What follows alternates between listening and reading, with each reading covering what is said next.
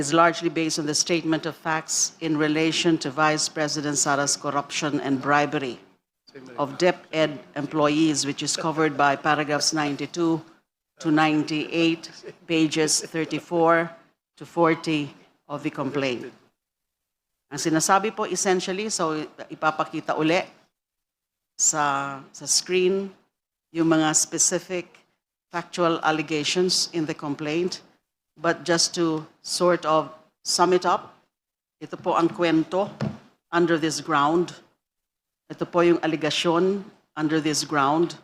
Noong September 25, 2024, tumestigo sa Kamara si former DepEd Undersecretary and Head of Procuring Entity, Gloria Humamil Mercado. That's paragraph 92. Ayon sa kanya, mula February hanggang September 23, nakatanggap siya ng 9 na sobre na may label na Hope, bawat isa ay may lamang 50,000. Karabihang umano ay personal binigay ni Assistant Secretary Sunshine Fajardo na nagsabing ang mga sobre ay direkta umanong nagmula kay VP Sara. Paragraph 93. Noong October 17, 2024, tumestigo rin si DepEd Director 4 at Back Chair Resty Osias na nakatanggap din siya ng 4 na sobre sa pagitan ng April at 4th quarter ng 2023. Bawat isa ay may lamang 12,000 hanggang 15,000 at dumaan din kay Fajarda, paragraphs 95 to 96. Parehong pamamaraan o parehong modus.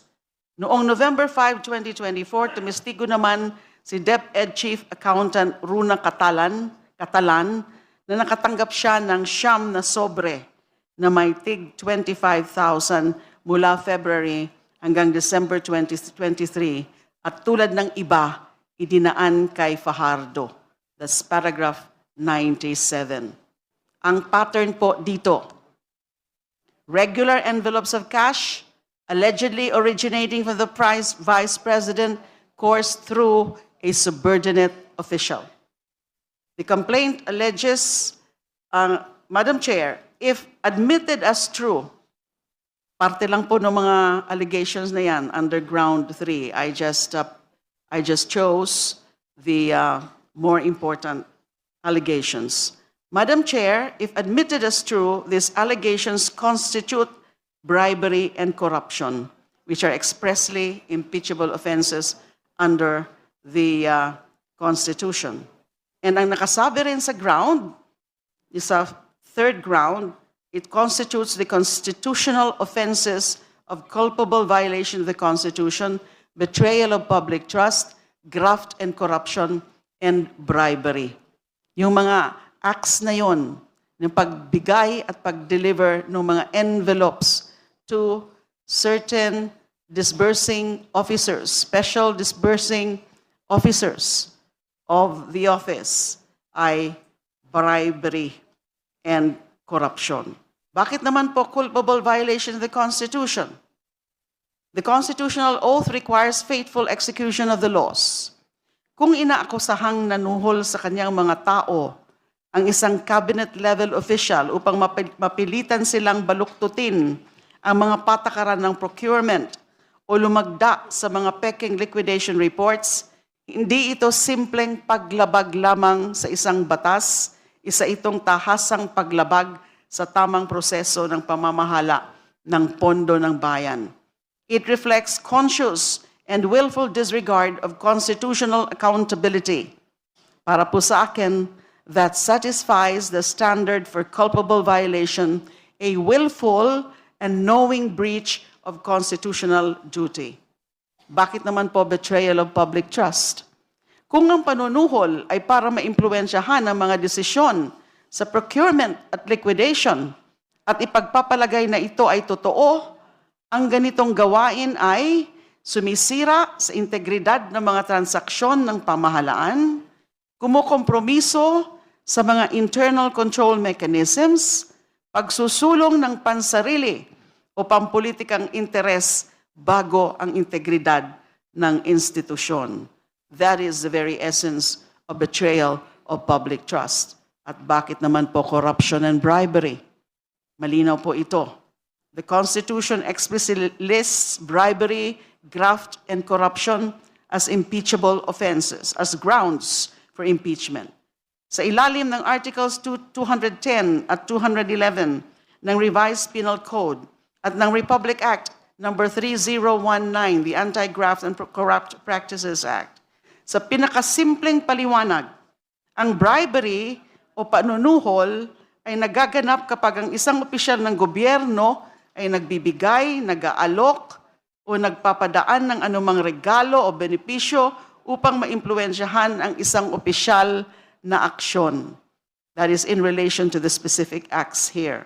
Samantala, sa ilalim ng Section 3, Paragraph A ng RA 3019, may parusa sa sinumang mag-udyok o mang-impluwensya sa ibang opisyal upang gumawa ng mga gawaing labag sa mga alintuntunin na may kaugnayan sa kanilang tungkulin. I submit, Madam Chair, the complaint pleads specific ultimate facts as to ground number 3, hindi basta-basta ang mga paratang dito. Tinutukoy mismo ng mga ito kung letter A, paano binigay yung mga sobre na may lamang cash. So yun ang pagbigay, sobre na may lamang cash. B, sino ang tumanggap? Matataas na opisyal. C, magkano ang tinanggap? Mula 12,000 hanggang 50,000 each. D, para saan ibinigay? Upang maimpluwensyahan ang procurement at liquidation. Ano ang ugnayan ng pera sa mga opisyal? Tinutukoy po mismo kung ano ang ugnayan ng pera sa mga opisyal na gawain. Kung totoo ang mga alegasyong ito, malinaw nung tumutugma ang mga ito sa mga legal na elemento ng bribery at corruption. Pagbibigay ng pera, may kinalaman sa opisyal na tungkulin, may layuning impluwensyahan ang opisyal na aksyon. At this threshold, that is sufficient. I so submit, Madam Chair. Thank you. Madam Chair. May we confirm from the endorser, the Honorable De Lima? Mercado, Osayas, and Catalan? Yes, Madam Chair. Okay.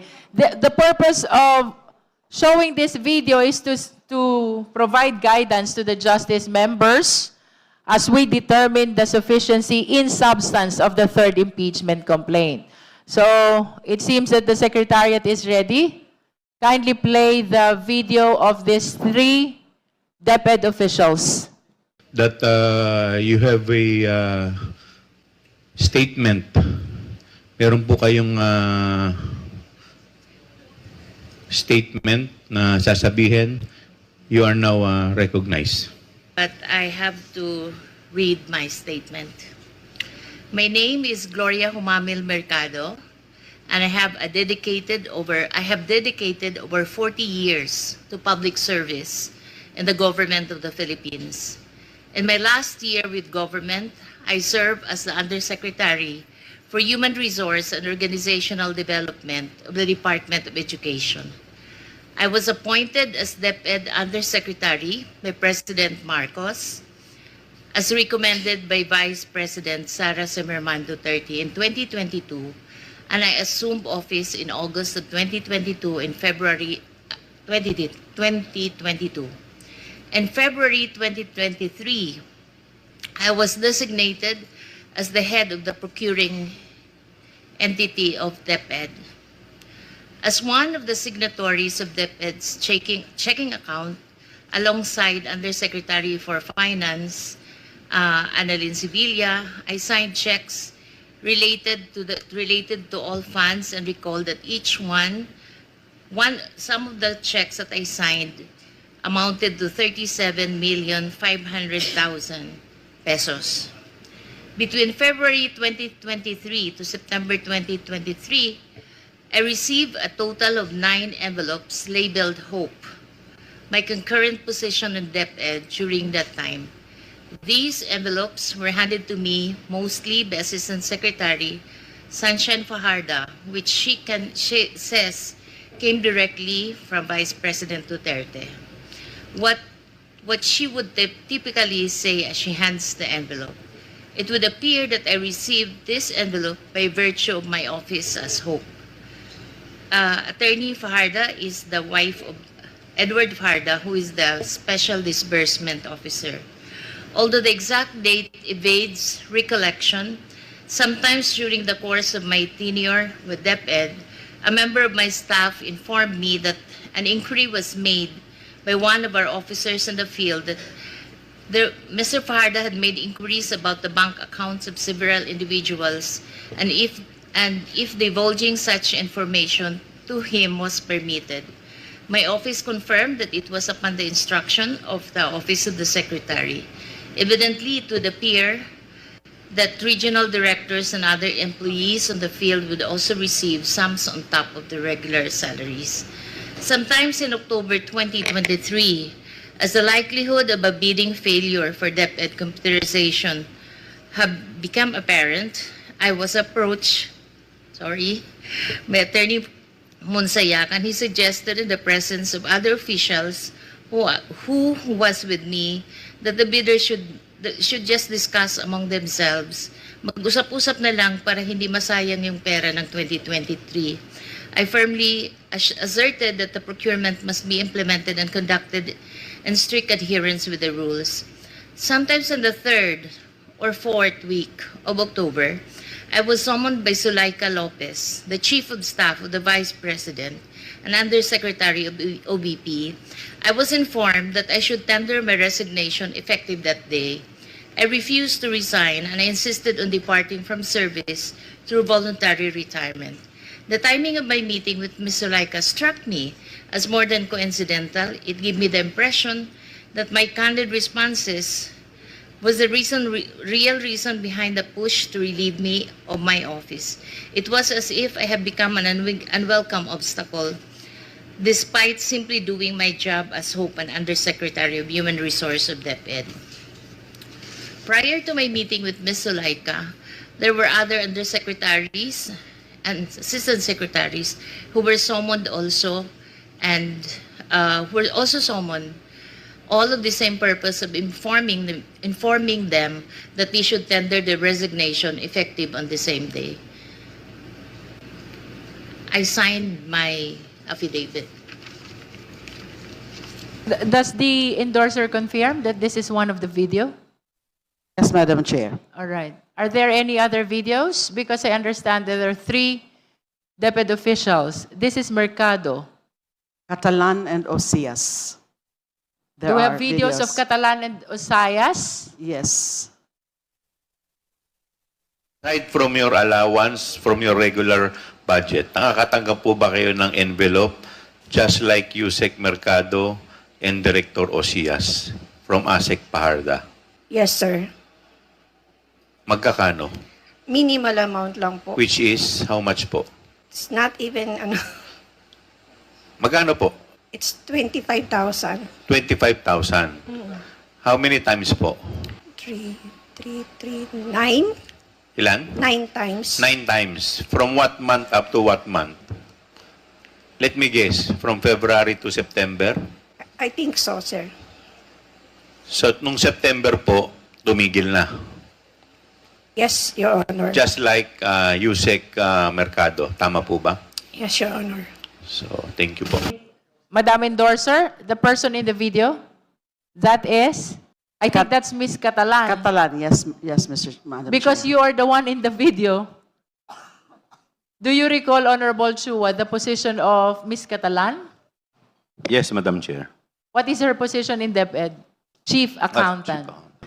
Now we will proceed to the last video. I suppose this is Osayas. Tanong lang po, would you also receive envelopes from Ms. Shine Fajarda?